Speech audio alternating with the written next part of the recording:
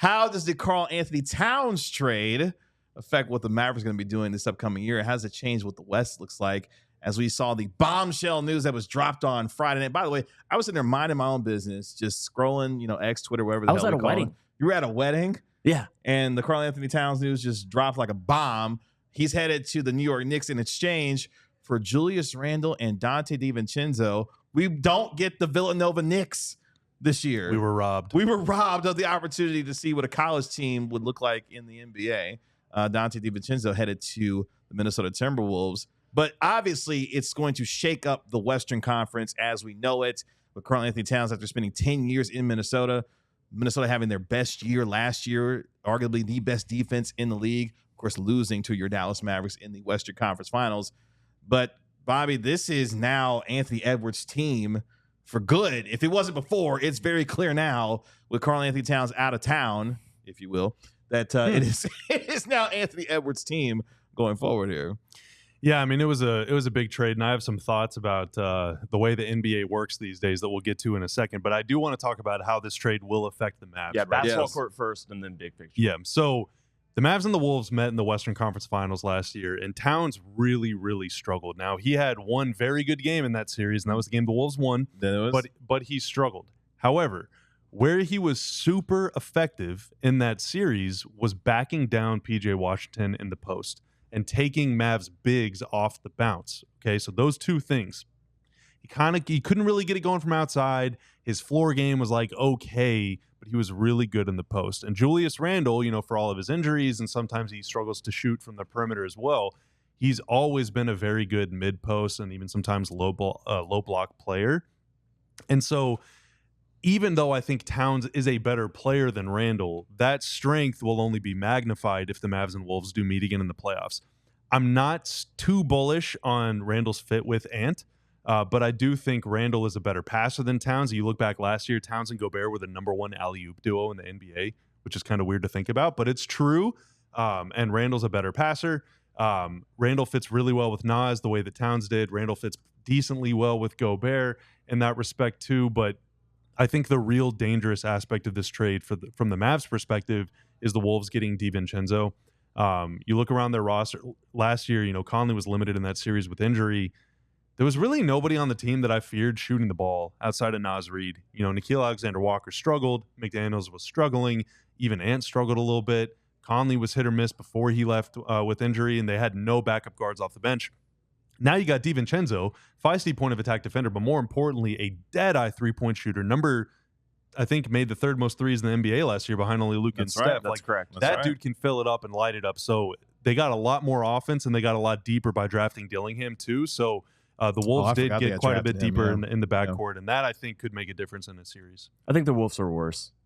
I'm sorry. I would agree. I think specifically for the Mavs, it's interesting. I think they're worse relative to the Nuggets and the Thunder now, but they are better against the Mavs. I think maybe. Randle is kind of a punching bag for analytics types. I don't think it's a little. I've done it too. I've been guilty of this, and I think it's a little bit unfair.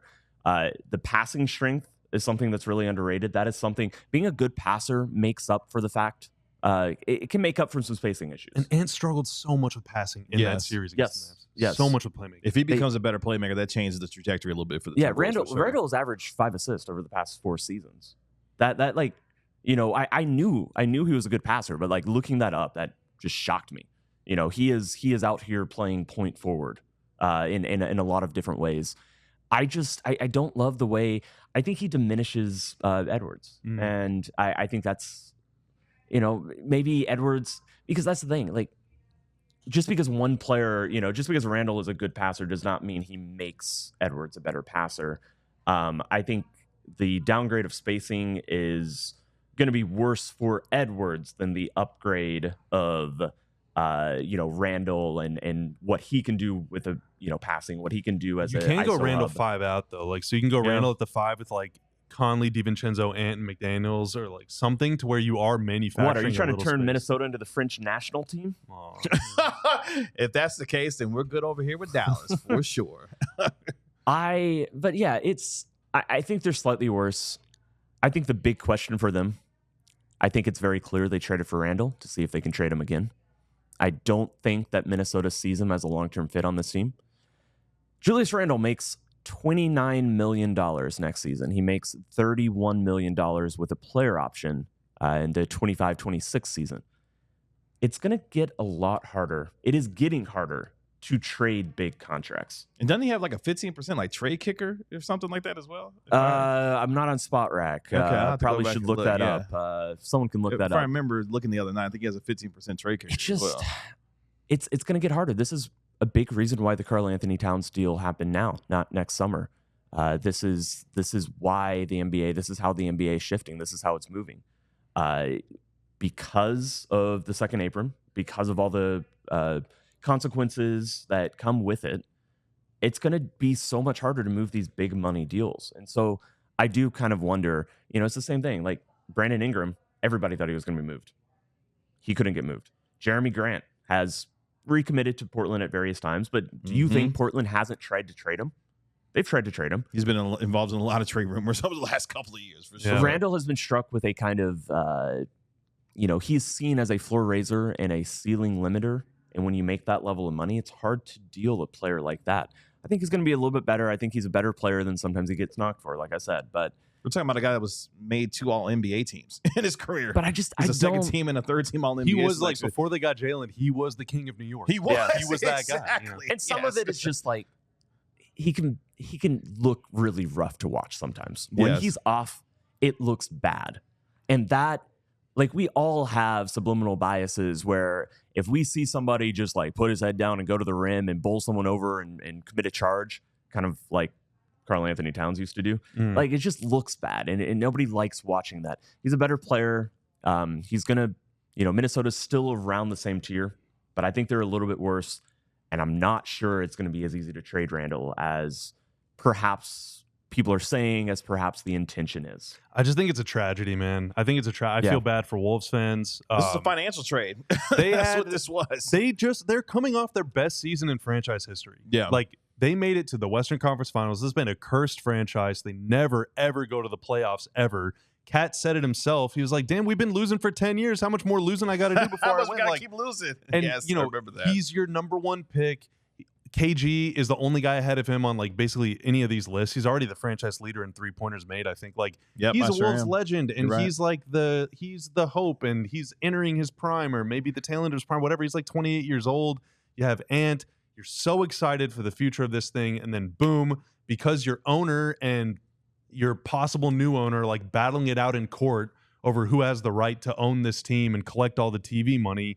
Nobody wants to spend any money, so they're going to turn in your purchase agreement in time, and then all that stuff. Yeah, and like this is literally just a financial thing because we got a rich dude who owns the team and rich dudes that are trying to buy the team, and neither of them want to pay luxury tax. They just want to make profit. Let me take it a step further than that.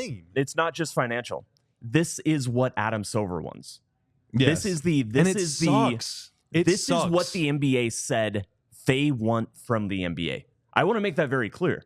The NBA, Adam Silver, this is the CBA that they implemented. These are the choices that they are making that teams will have to do things like this. And now some of this is going to be, catching up to the current CBA. Yeah. Teams that operated under one CBA and brought this, under the current CBA, I don't think Minnesota ever trades for Gobert. Because they would have looked at their team, they would have looked at their talent, they would have looked at the money that they were going to have to pay to these players, and they never would have traded for Gobert. But this is the choice that the NBA is making. They say, they said they want parity. They want redistribution of talent. They don't want. They don't want. What's the word? Owners want to make money. Yeah, they don't want super teams. They don't want dynasties. Yes. Owners want to make money, and the way that you don't make money is one. You don't own a team in LA or New York, and other teams that are in LA and New York are super good. So you're trying to make the small market owners happy. That's one. Two, owners want to make money and they don't want to pay the luxury tax, right? So that's why the second apron is such a powerful, fearsome thing. Yeah, it's the boogeyman. It's the monster hiding under your bed. And so teams are afraid to commit long-term money. The Celtics just won the title. Their owner's going to sell the team because the luxury tax bill is going to be so. This is all about making money. That's it. Like to put it another way, to really put a bow on it, getting rid of dynasties, making it impossible to keep good teams together. You know who that helps? It helps the owners that are bad.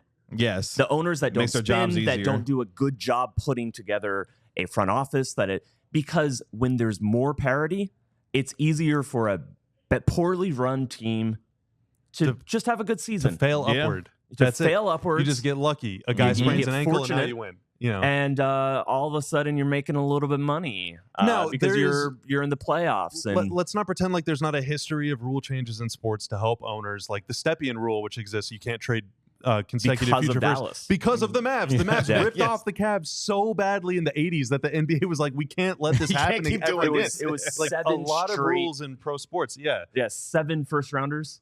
I think it was 5, but Okay, still, yeah. disgusting amount in a row. And the Mavs nailed every single one of those picks. Like it was incredible. But like the real issue is the NBA markets itself as a transaction league. This is a league where blockbuster trades can happen on a Friday night. Too. That's like right. that's it. This is the whole thing. That's what drives ratings. It's superstars, and then superstars getting traded, and oh my god, it's amazing. But now, every time a transaction happens, we all got to pull out our calculator. We all got to consult our local lawyer and pull up the CBA and turn to page 7,412 and figure out, well, what are the luxury tax Did it fit ramifications under the on the second apron? and what will their bill be now? And we evaluate trades on whether it's a good financial move and not a good basketball move. And that is so boring. That's so effing boring, dude. This is supposed to be fun. Preach, it's Bobby. entertainment. It's basketball. It is not math class. Preach, Bobby. We're not in law school. Fix this. God, it's so lame.